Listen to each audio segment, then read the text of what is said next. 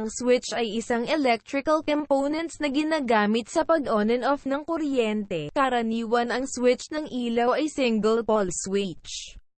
Nakaraniwan kinakabit sa line side ng ilaw at hindi sa neutral. Kapag sa neutral ito nakakabit, ang ilaw ay laging nakakonect sa line kahit ito ay naka-off.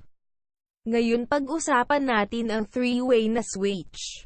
Ang three-way na switch ay ginagamit sa pagkontrol ng ilaw sa dalawang lokasyon. Karaniwan naka-install ito sa mga stairway para may control ang ilaw sa taas at ibaba. Kung titingnan natin ang wiring diagram ng three-way switch, mayroon itong dalawang single-pole double-throw na switch. Sa gitna ng dalawang switch ay ang traveler wire na nakakabit sa line 1 at line 2 ng dalawang SPDT na switch.